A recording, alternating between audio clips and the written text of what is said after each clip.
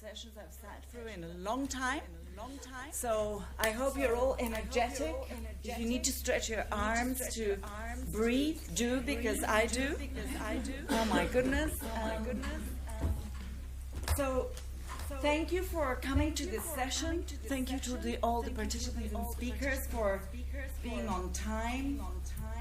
My name is Olivia Bina. I am from the University of Lisbon, and I also have the honor of being a fellow of the World Academy as of a very few months.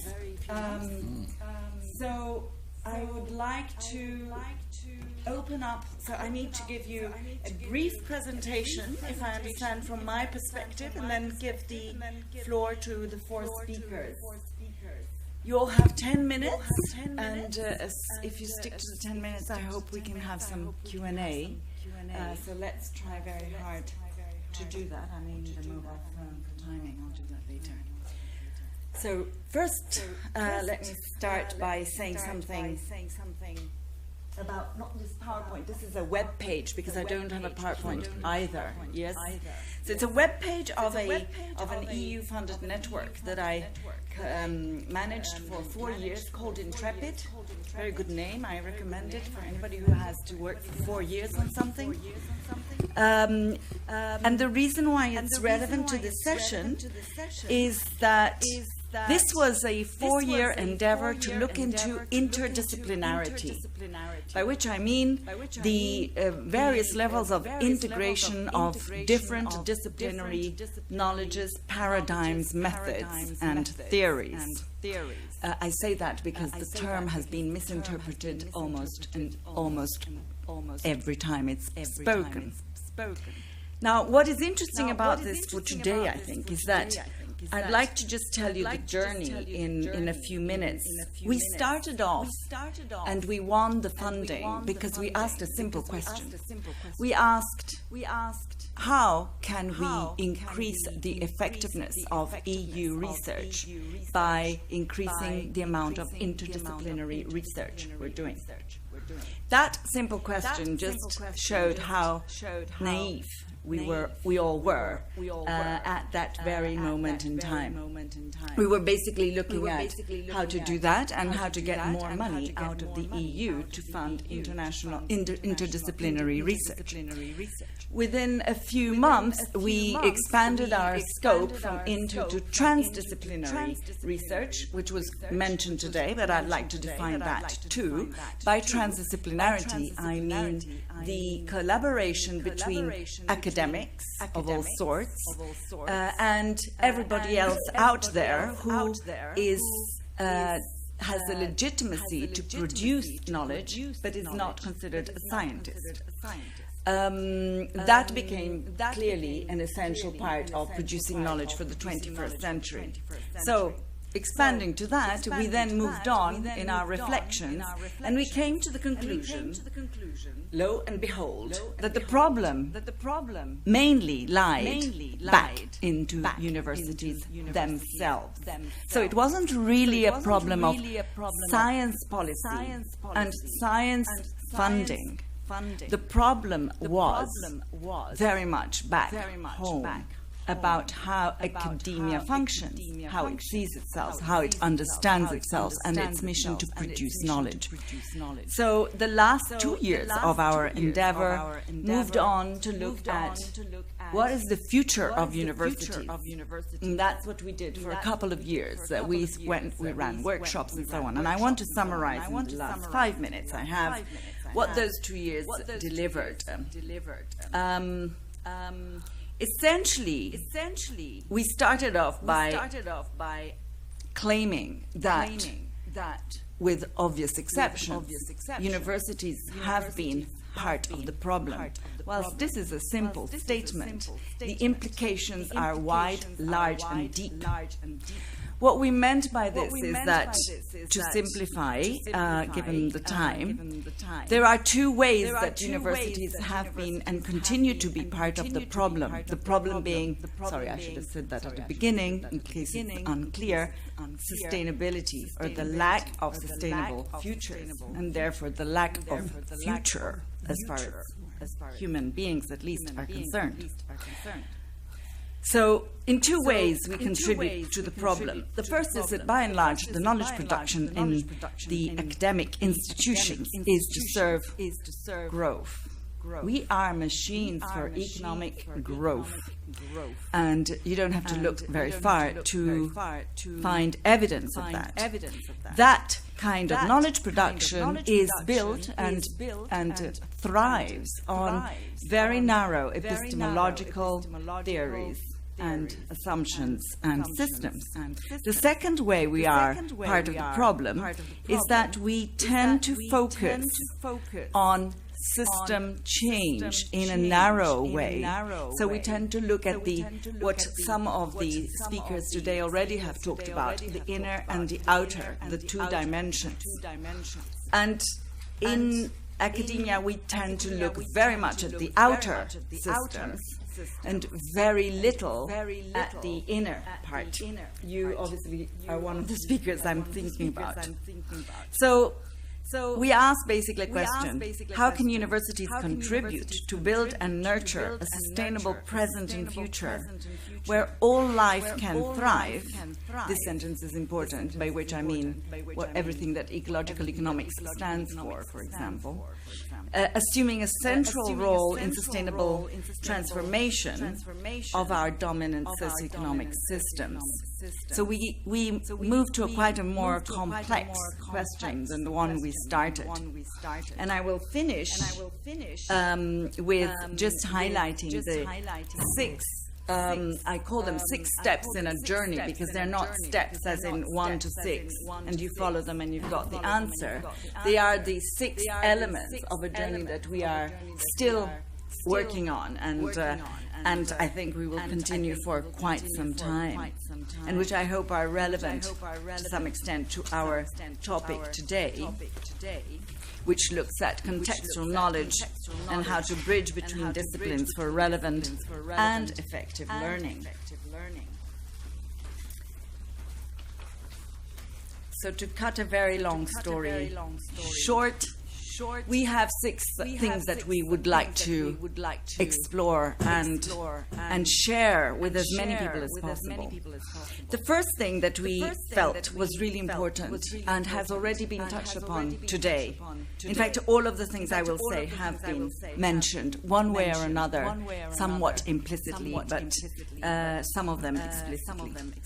Our first point, our first step was that universities must become again a place of where you question and you expose, by which we refer to the whole agenda, the vast agenda of frames of references that are being used, and the assumptions and the worldviews that underpin knowledge production, knowledge use, and what is then translated into policy making. Anybody who works on climate change will probably know exactly what I mean. There is a lot that is unconsciously held as assumptions and worldviews. That level of unconsciousness is extremely problematic to come to solutions.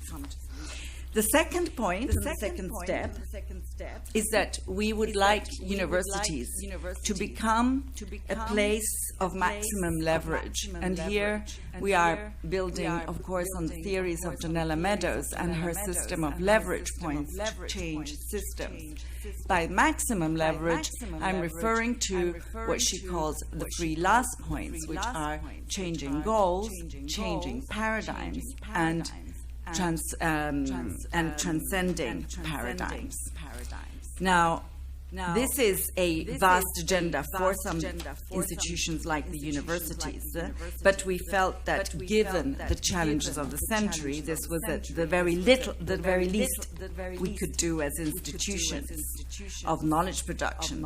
And here, just to touch upon some of the agendas, we're talking about the diversity of epistemologies as an essential basis, the need to promote inner transformation, what I was referring to at the beginning as one of the being part of the problem. So all the self-reflection, the need to have higher levels of self-consciousness in the production of knowledge, and so on. The third point, I will only talk about the first three in any detail for the sake of time.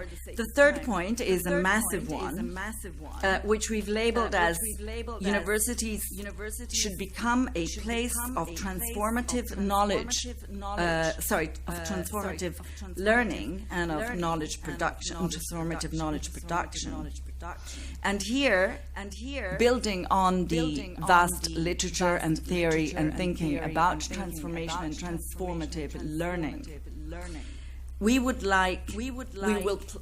offer as an idea the playing between the know-how and the how to know. Schumacher in 1973 wrote eloquently about the limitations of the know-how and the need for the how to learn, how to know. And in fact, he went on to an even more simple and important point: to know what matters. And we have explored and are exploring this whole agenda, offering again the need to embrace inter and transdisciplinarity as one of the elements of this, the need to explore embodied knowledge, something completely out of the ordinary for institutions of academic style, the need to have less conformity and more diversity, and a license to fail, which is again far too absent in academic pursuit and knowledge production. Anybody who's familiar with the whole publication arena will know what I mean. And finally, the need to expose frames of references, of course, but also pursue a range of competences which have been mentioned briefly in other presentations. But of course, one of them is self-awareness, self-knowledge. I can't remember who ended up with the Socratic reference this morning, but it made me think that there was a link there. The whole agenda of intra and interpersonal competences and skills, and a renewed focus on the human potential as the ultimate driver of change. And here, I don't have time to elaborate because I'm already 1 minute beyond schedule, but I am reflecting to some of the issues that have been raised about artificial intelligence. And in our reflections on the role of university and the role of science and research, we find that the bias of thinking in terms of solutions, in terms of socio-technological solutions, as opposed to human potential and technology as service, that balance needs to be at least much more in focus, if not much more a priority of the research agenda. The last 3 points would be a place for civic engagement, a place to envision sustainable futures, and finally, the universities themselves will need a whole system change. And UNESCO has worked a lot on them, and we are nowhere near target. So that's the whole agenda of education for sustainable development, for example. So those are the 6 steps that we proposed in terms of looking into the future of universities and what that future might entail if sustainability matters. Thank you. Right.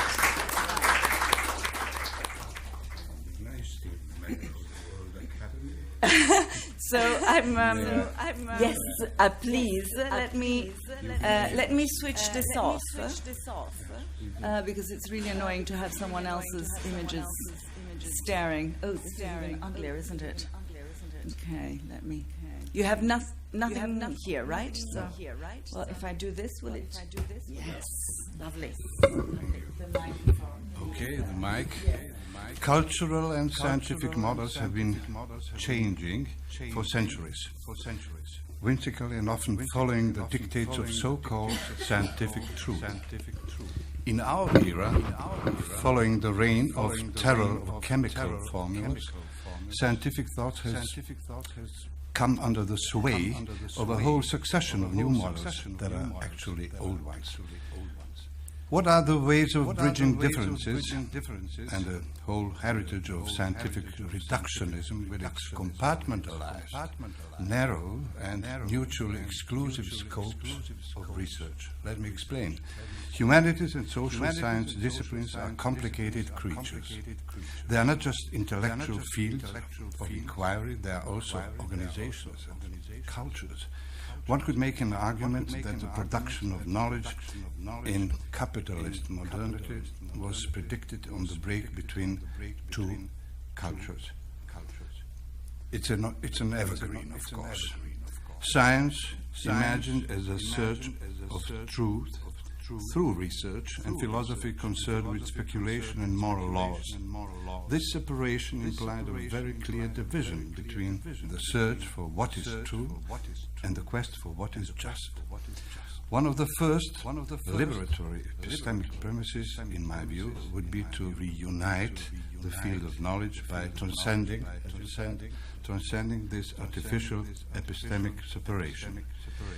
As we enter the 20th century, the tripartite organization of the university between humanities, social sciences and natural sciences was well in place.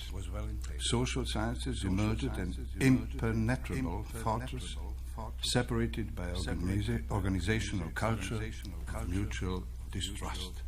As we are entering a period of systematic instability, evidenced not only in crisis of economy but also in the crisis of the state, we should refuse to perpetuate the liberal organization of knowledge and state-centered science. There is nothing particularly revolutionary in this suggestion. After all, social sciences are constructed visions of the world, and it's only natural for them to be reconstructed.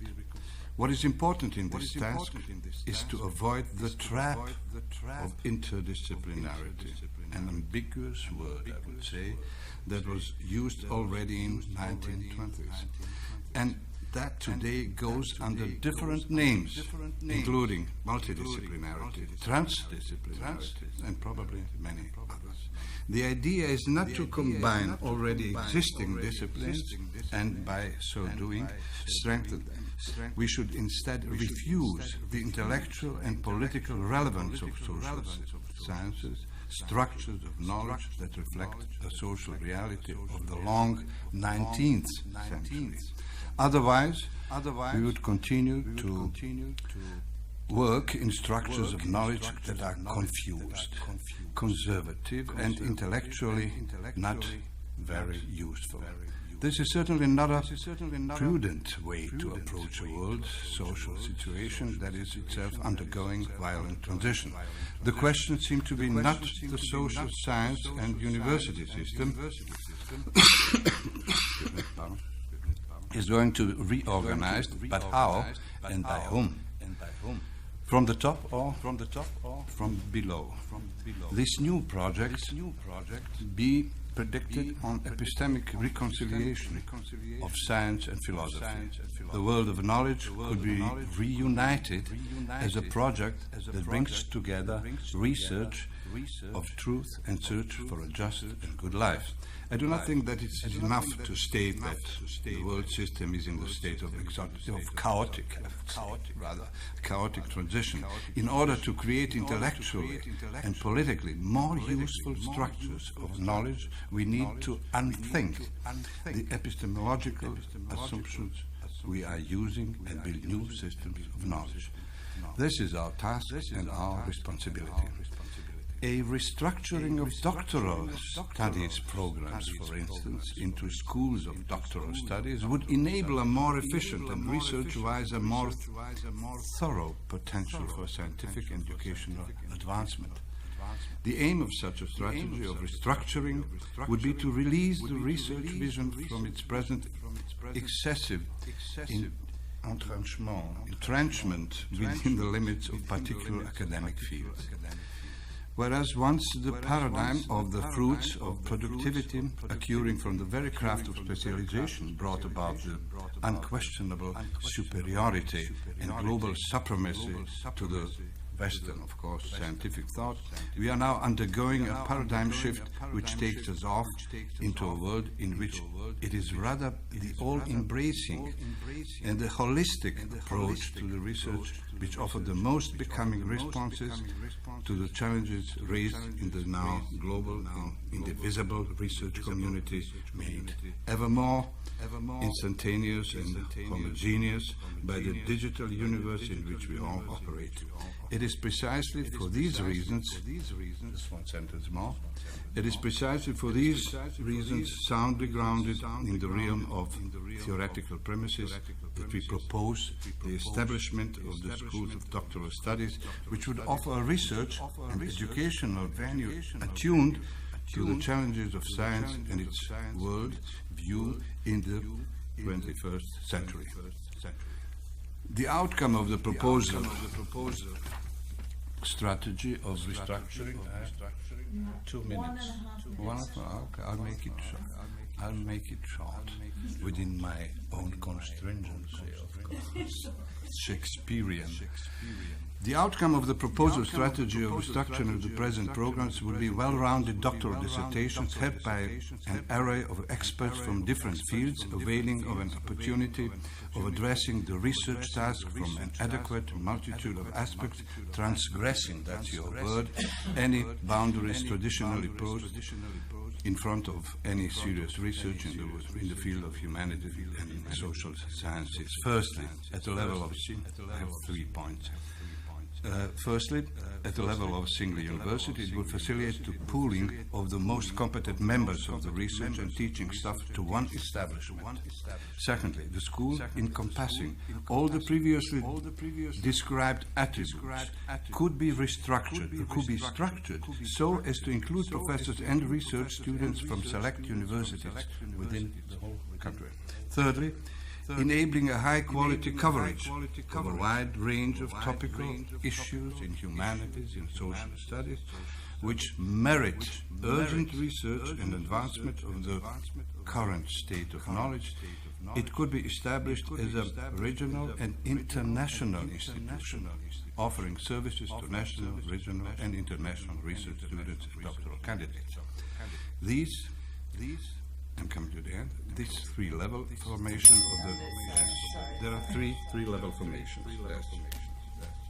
Thank you. Thank you. Thank you.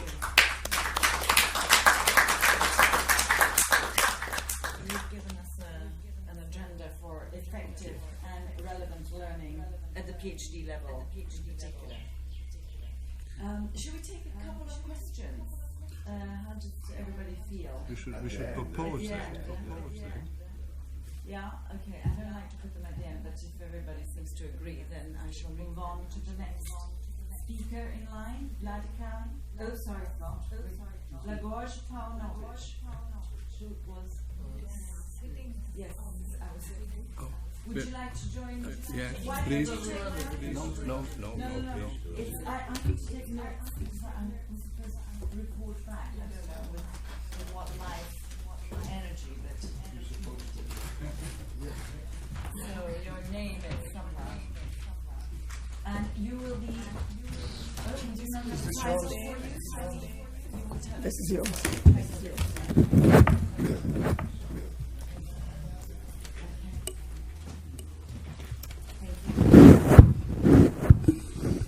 Thank you. Oh, that's my name. No, it's where? It's okay. It doesn't matter. 10 minutes starts.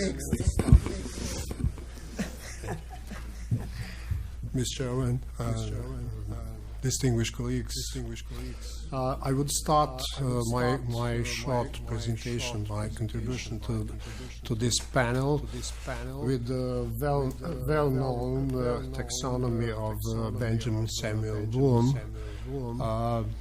It's well known that according to his taxonomy, Conceptual knowledge is one of the four levels of knowledge. Include study of relationship between basic elements within large structure that enables them to function as a whole. Elements of conceptual knowledge, for example, are the following things: the knowledge of categories and classification, principles and generalization, theories, models and structures, and so on. But what is more important is that contextual knowledge and received education assumes that there is a target concept of what and for whom the knowledge has a functional value. Effective learning and generally learning always have a content and outcome. Thus, when we're seeking to answer the question, what is effective learning, we should start from the necessary knowledge of future generations.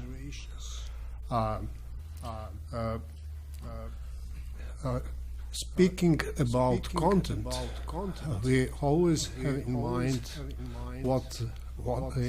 how curriculum should be. In addition to the content, modern understanding of the learning emphasizes the importance of the outcome, which is the basis for measuring, monitoring, and evaluation of the learning process. When we talk about education, we always think about education of future generations.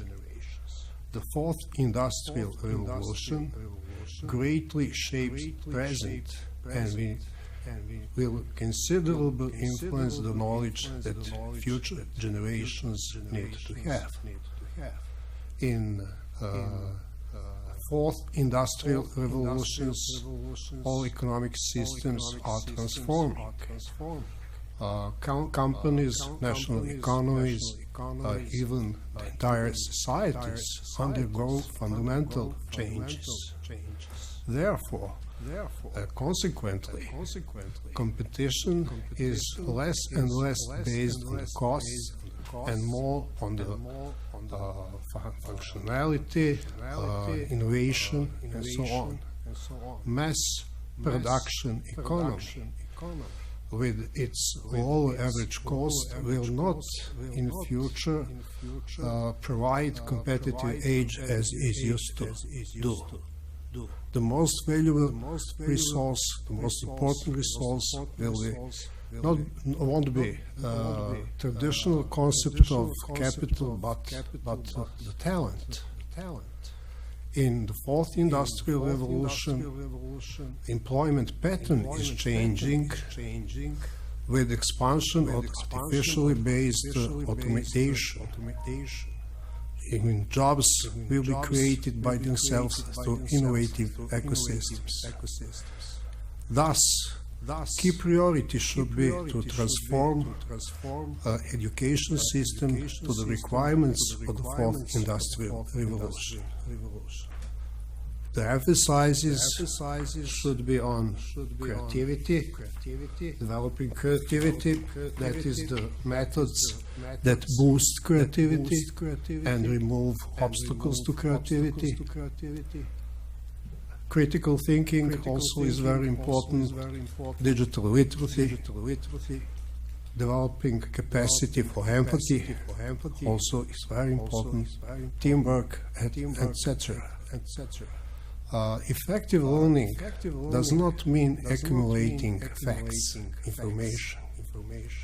Effective learning should enable information to be linked according logical and consistent criteria in a meaningful way.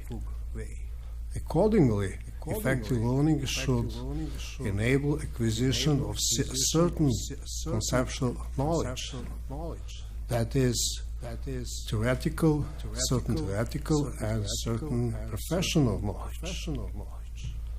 But in addition, for learning to be effective, it should enable application of the knowledge. That also means that it should enable acquisition of certain applied knowledge and also encourage development of skills. For each profession, there is a certain combination of the knowledge. Relative presence of different knowledges depends on the profession for which students are educated, as well as the level of the education.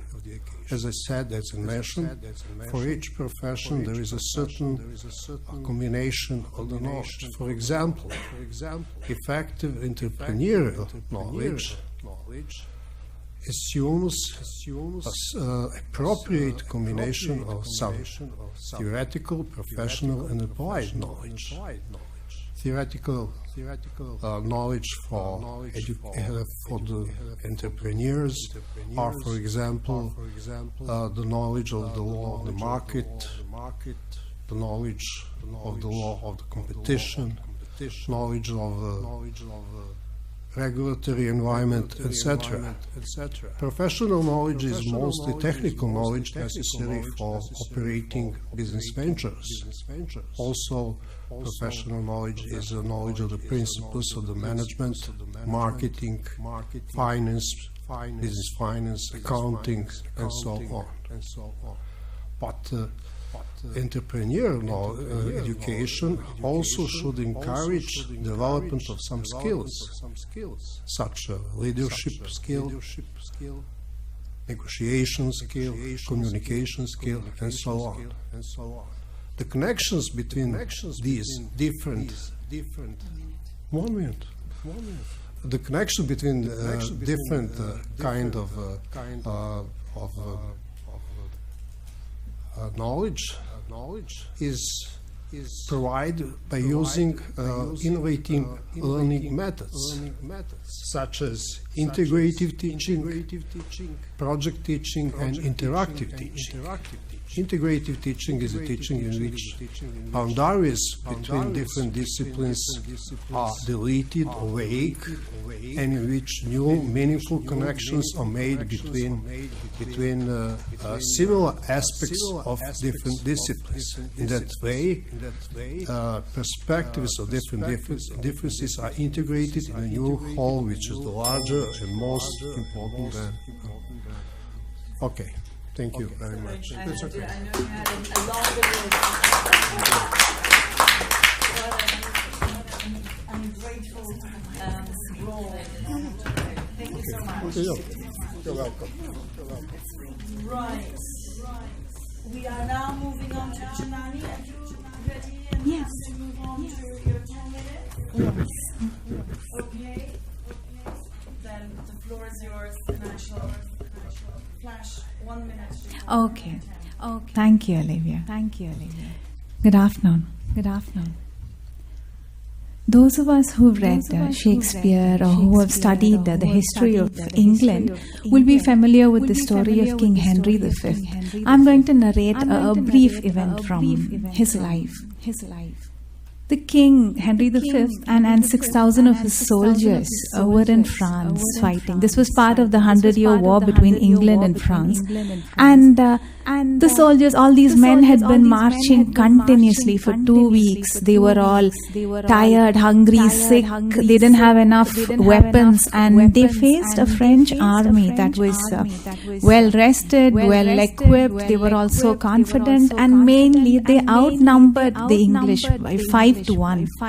And one English general, he said, if we had a few more men on our side. And the king hears this and he says, no, don't wish for one man more, because the fewer we are, the greater each person's share of the glory.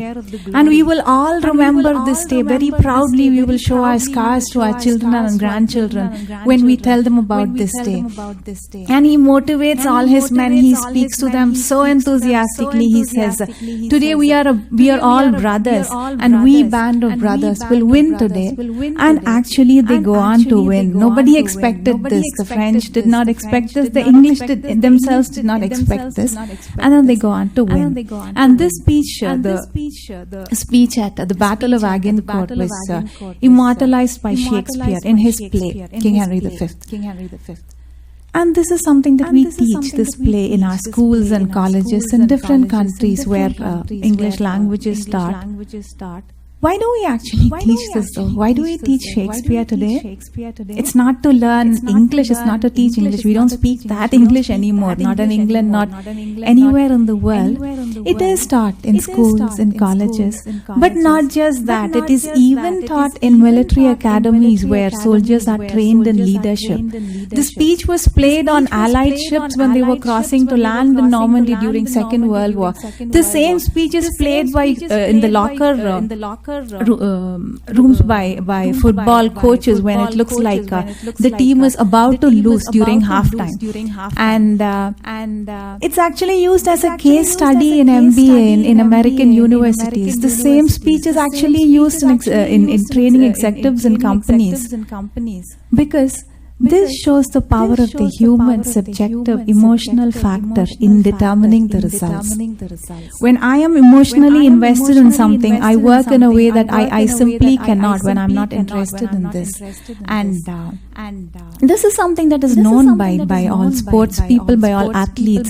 The way they feel when they are about to start the race or start the game determines the result. Every army general knows this. Tolstoy called it the spirit of the army. And this is something that is taught, that can be taught even to the students when we teach them Shakespeare, when we teach them any story, the power of the subjective, that the numbers do not matter.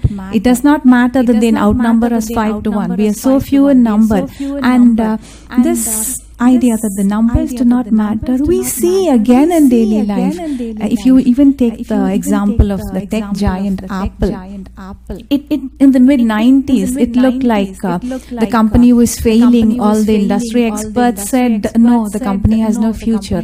The media had written it off.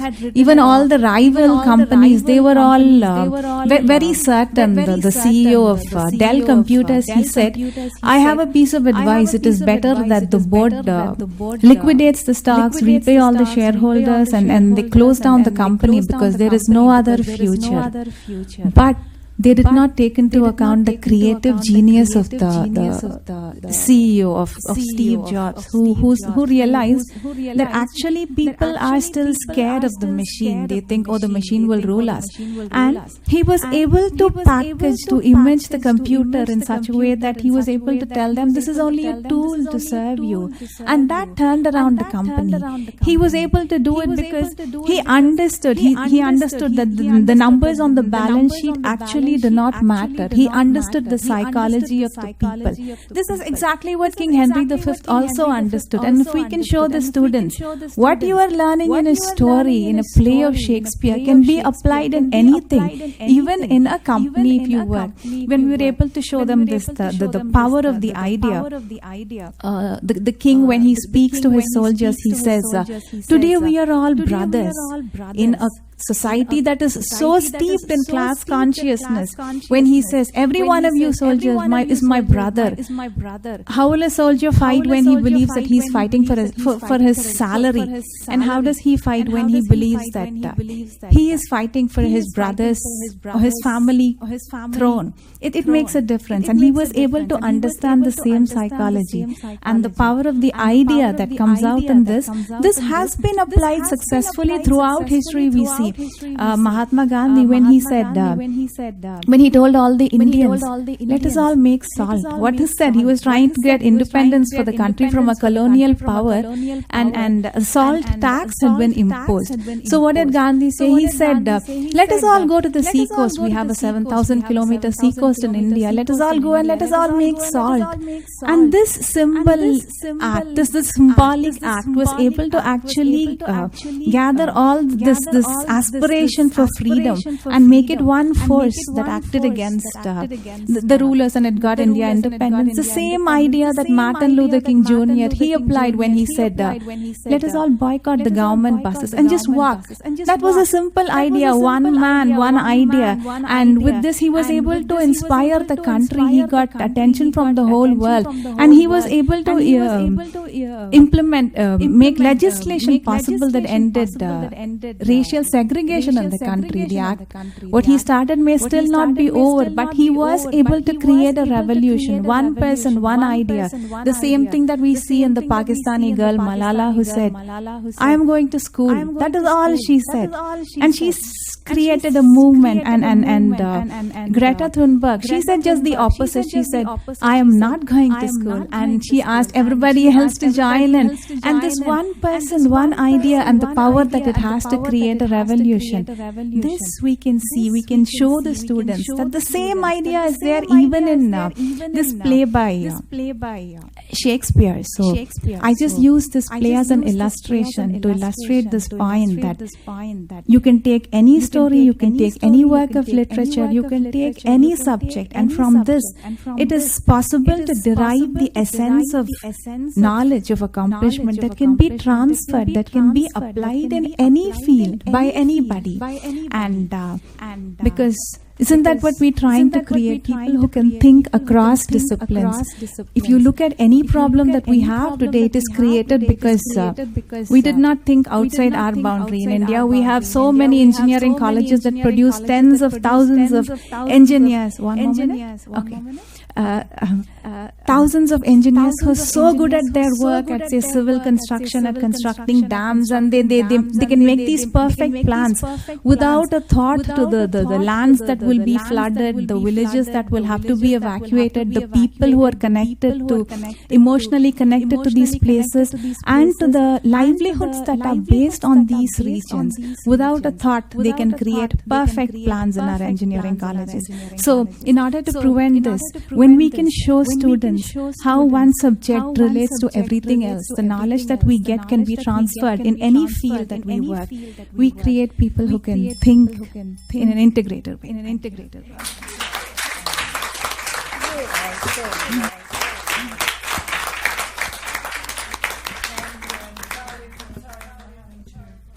Ring the bell.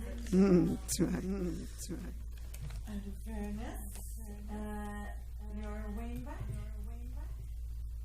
Interdisciplinary. Okay. Do you have? I need a video here. Oh, it could be one of the dozen. Do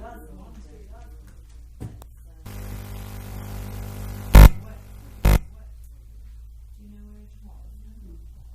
It was on the desk. Do I need? I seem to be needing a password. Does anybody know what the password is? Vejana Sala.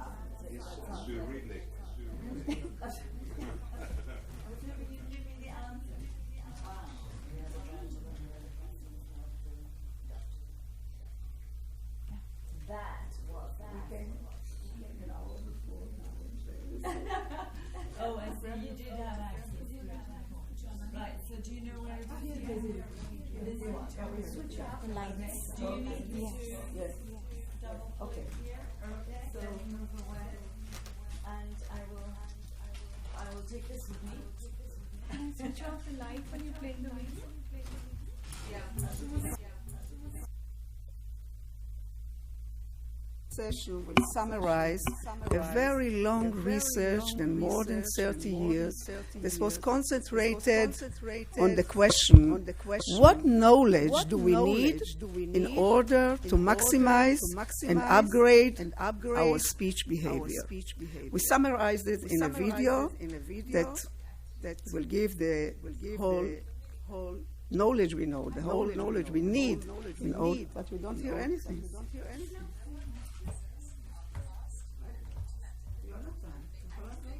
Do you want to put the microphone to the mic? No, we have to. It's a video. No, from the beginning.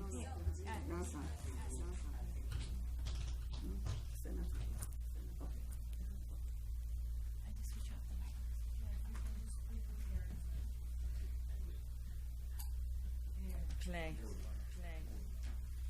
Seems promising.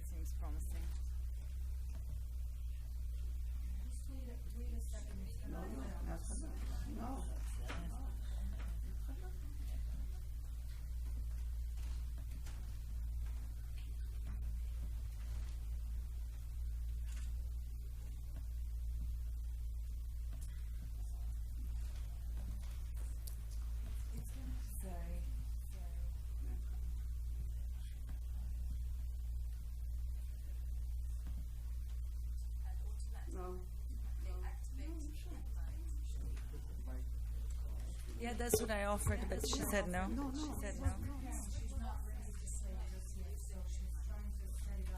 לא, זה לא טוב. גם לא שומעים וגם לא שומעים.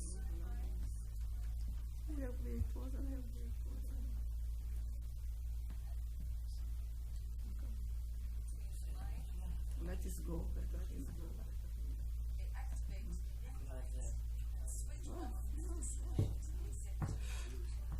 Would you like to restart it, maybe?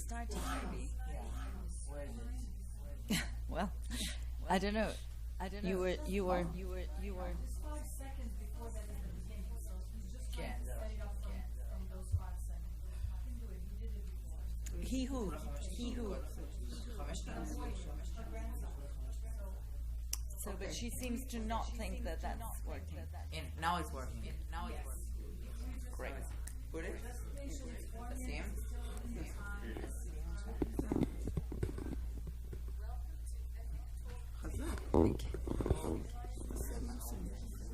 זה הכי גבוה. זה פשוט לא מחובר על הרמקולים. It's not connected to the Mirror of the mind and heart. Brain and heart functions are invisible. 2 inherent mechanisms in the human brain. Lower mechanism to activate the primitive functions, the mini-mind. Higher mechanism for advanced human functions, the supermind. Are fast and automatic. They activate the mini-mind and switch off and disconnect the executive mind. The result is hurtful speech. The mini-mind, the supermind, and in between.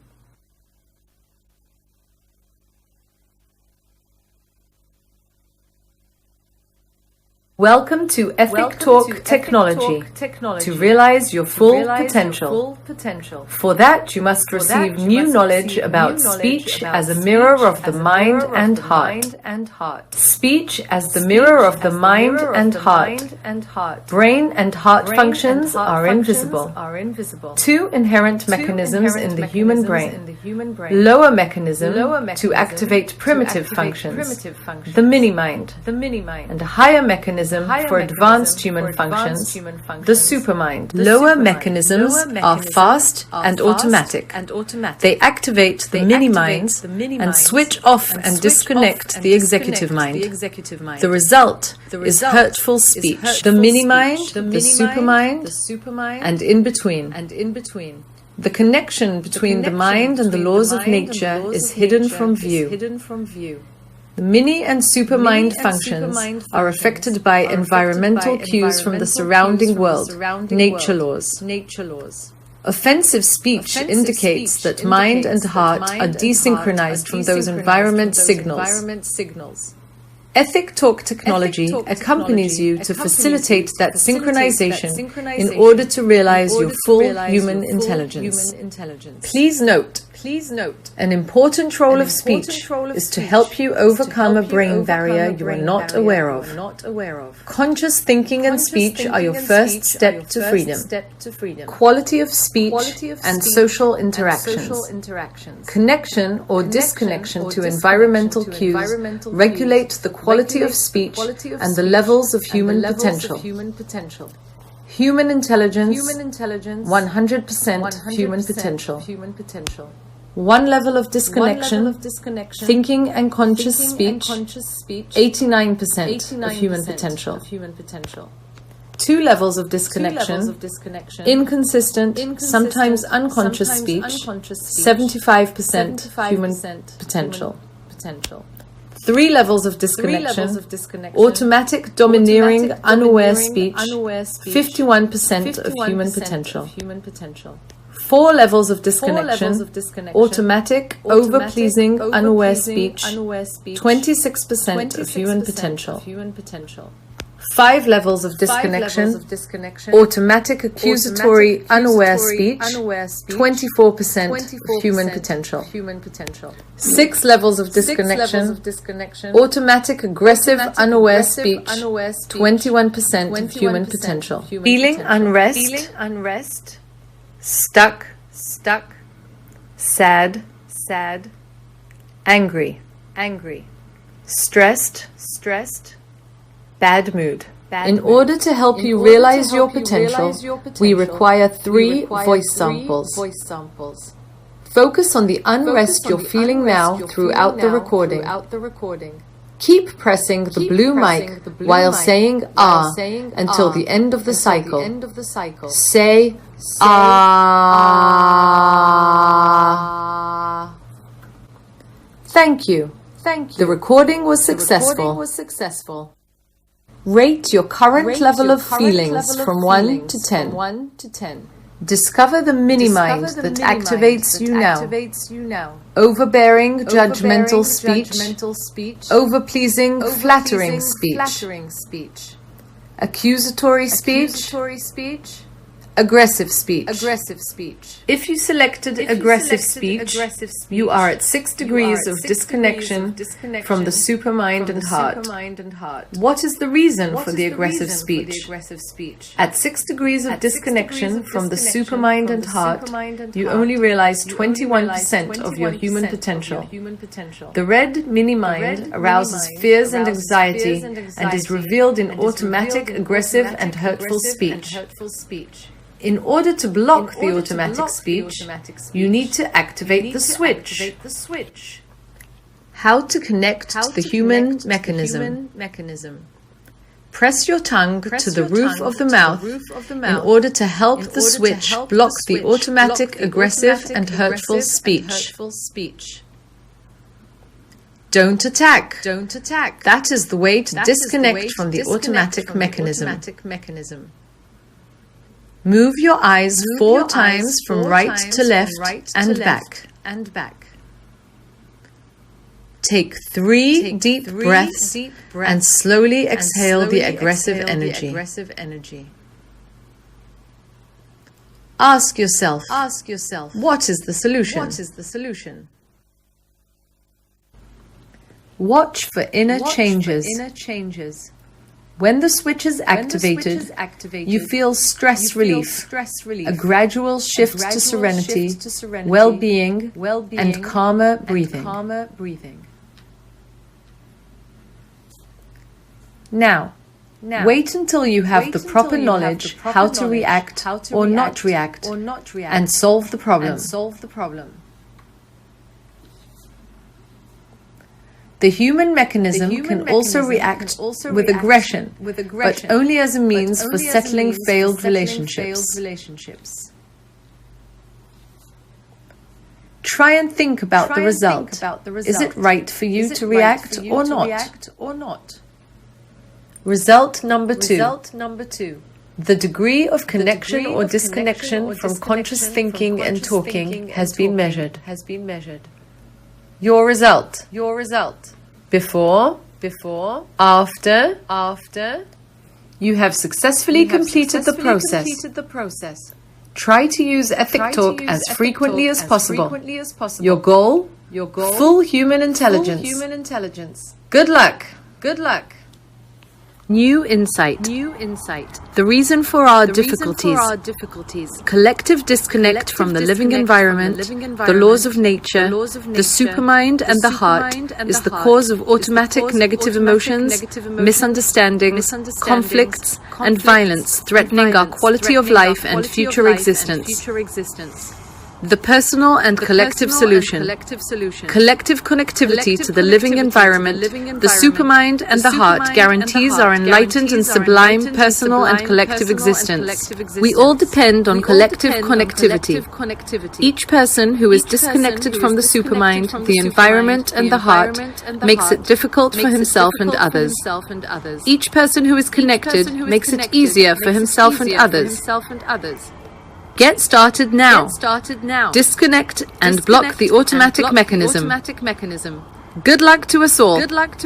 Ethic Talk. Okay.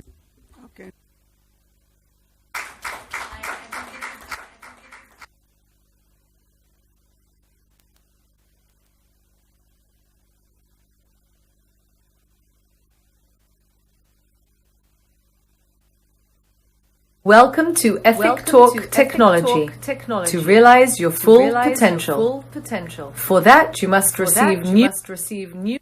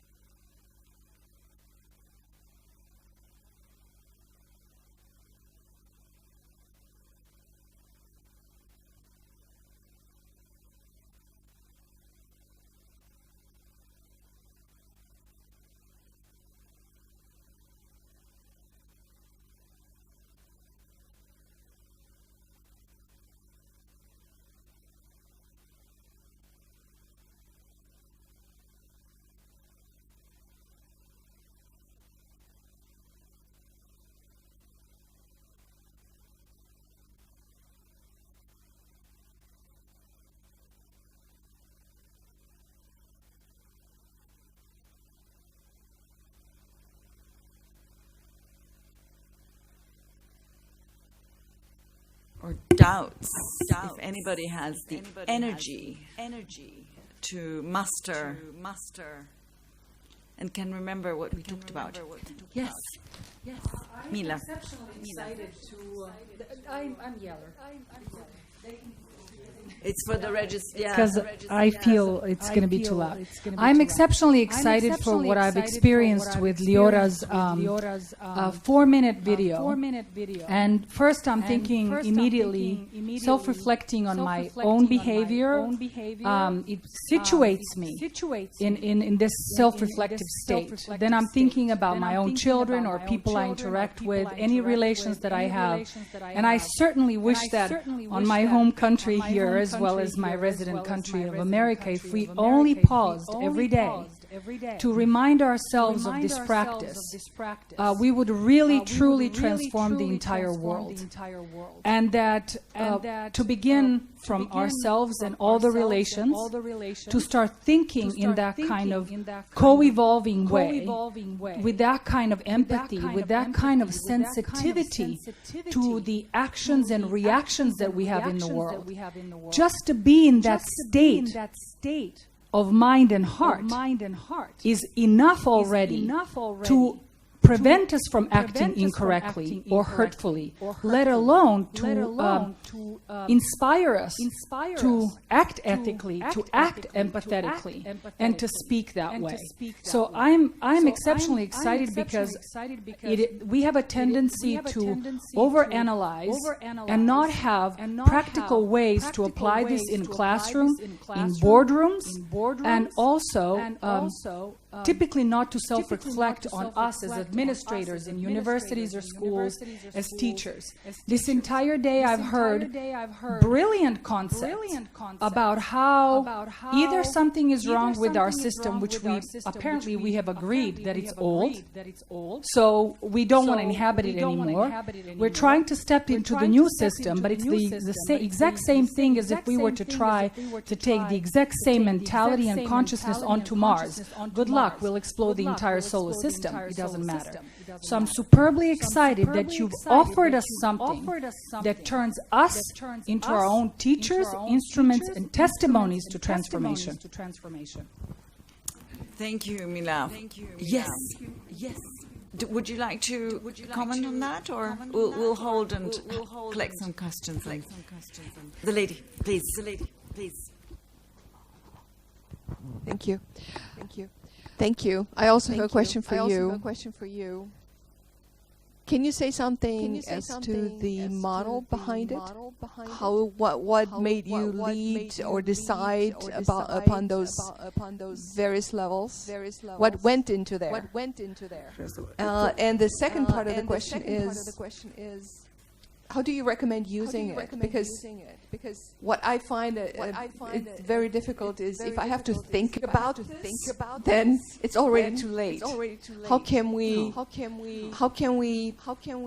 automatize? For instance, I've been sitting on my cushion for 40 years. I meditate every day for 2 hours. And the result is, like a automatic behavior. So it does something to me. How can I use this to get to the same? You can do it suits all the other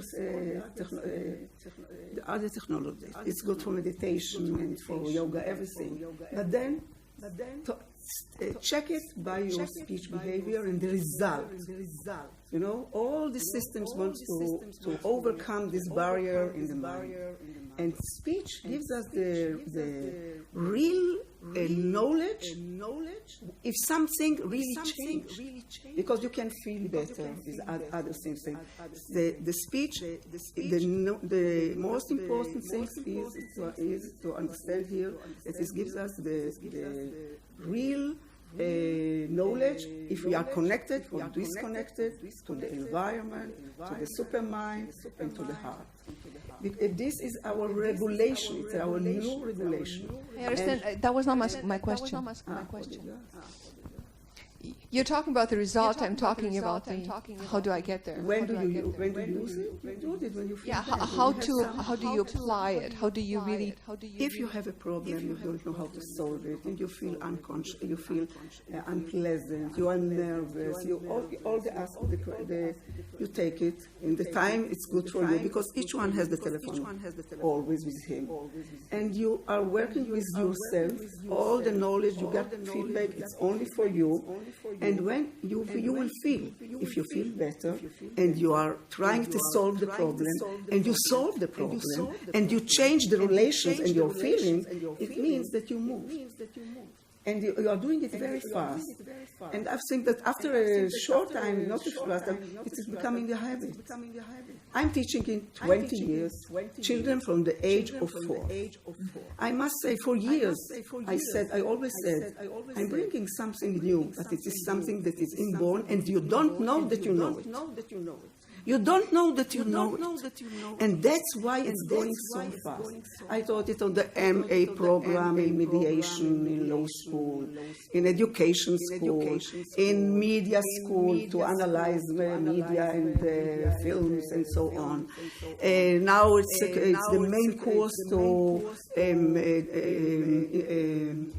managing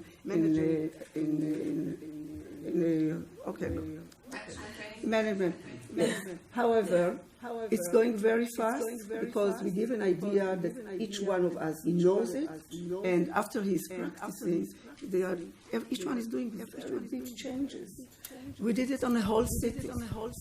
Children with the highest levels of problems, they had the highest level of progress. Because suddenly, we showed them something that they can improve themselves so simply. And they came and they said, my teacher is much worse than I am. He is reacting in such a terrible way that I can't stand his lesson because he's bringing me back to my mini mind. What informed your scale? What informed your scale? The scale, this is a linguistic. It's a long answer. After we found this switched methodology, I started, as I am a linguist, I started to analyze everything of my new knowledge about speech, cognition, feelings, in the Bible, in the texts, in the Bible, in the New Testament, in the Quran, in the Buddhism, and in the I Ching. And I collected the knowledge about it. The Hebrew has a cosmology that the Hebrew letters have also numbers. They are letters, but they have values in numbers. And in this cosmology, we know exactly the 10 levels of communication. And when you switch to them, you know how to measure it. And the same idea we found in the New Testament. I am the Aleph and the Taf, I am the Alpha and Omega. It's the same thing, and I show it.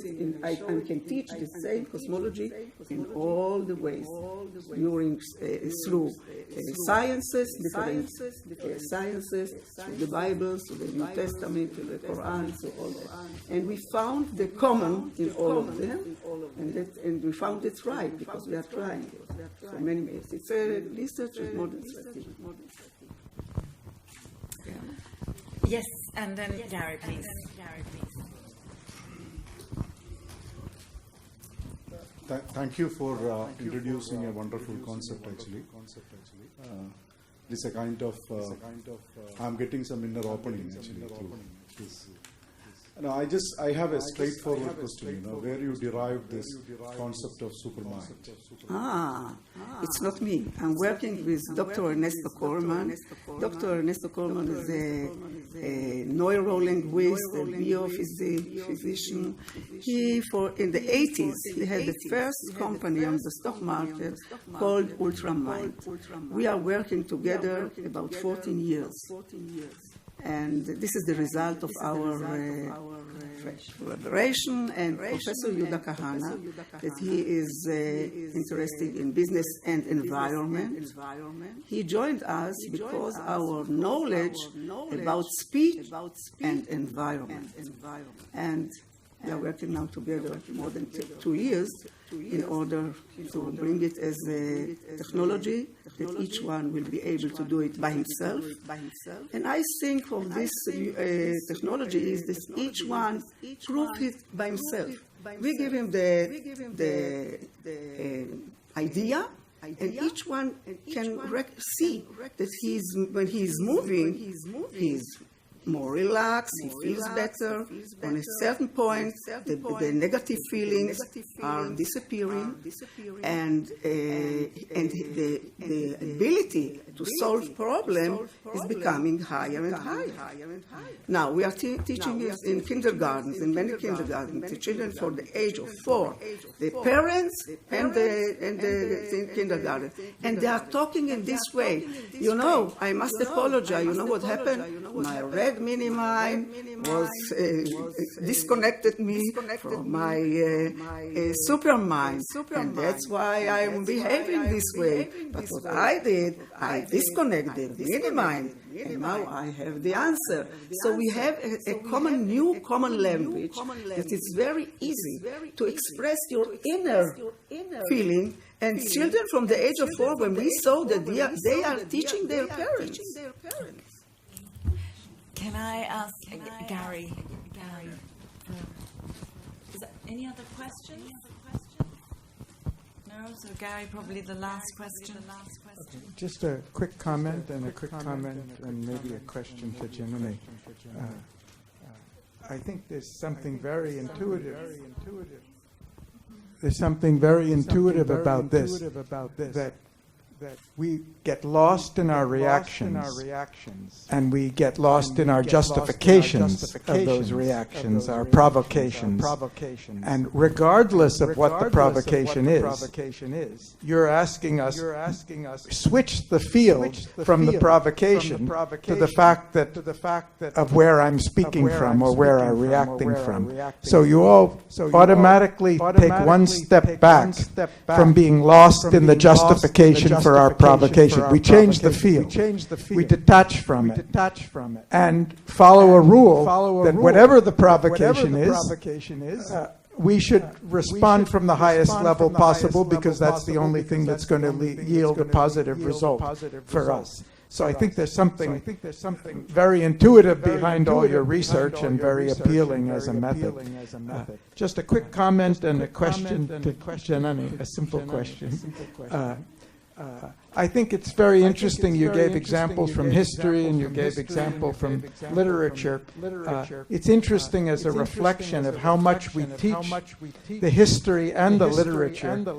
We take the outer facts. We teach the outer facts, and we miss the real human insights that come from human experience. We teach biography, we teach history with dates and places and facts and everything, but we miss the real kernel of it. So what you're saying, whether it's literature or history or anything else, because our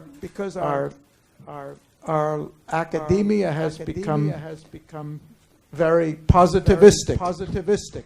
And whereas the thing that's really beneficial to us is to understand the human response and the power of that response. And my question is, I don't think you really told us there's the historical battle, though Shakespeare romanticized it in his speeches in Henry V. What was the actual outcome of the battle? You told us who won, but you didn't really tell us the whole. This was part of the 100-year war between the two countries. In this particular battle, the English won, and there were 6,000 of them, and then the French were 30,000. And on the English side, the casualty was around 100, just 100, whereas on the French side, it went into thousands, 3,000 to 4,000 of the men died. And it was this battle which actually positioned England as the major power of Europe from then on. So this was the actual result of that historical battle. Practicing Liora's breathing technique.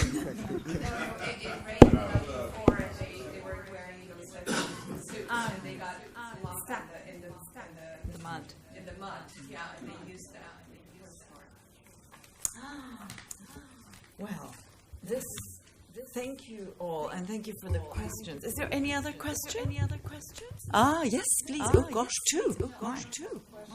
Well, I'm sorry. Yes.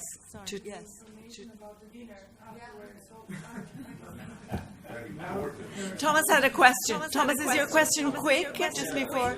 Yeah?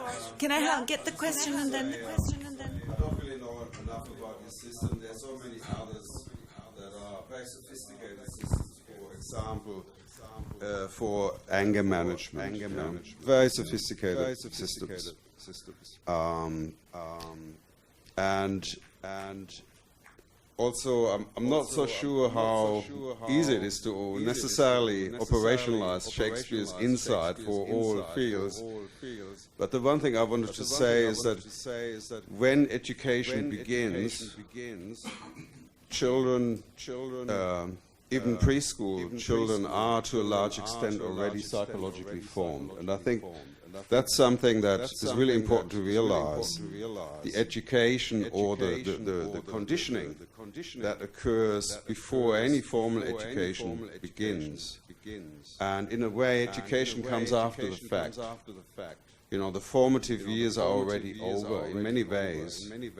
And I'm not saying that that kind of education should be taken away from the family. I think it should be there, but there isn't much education in parenting. And that's, I think, something we could look at. You know, how do you, where are people educated to be good parents, so that they can ensure their children grow up into a state of psychological health, so they do not need this kind of treatment or reflection that they're spontaneously already ready to act from their higher mind or in a considered, compassionate manner. Thank you. Thank you. Sorry to cut you off, but I do want to let everybody have a break before dinner.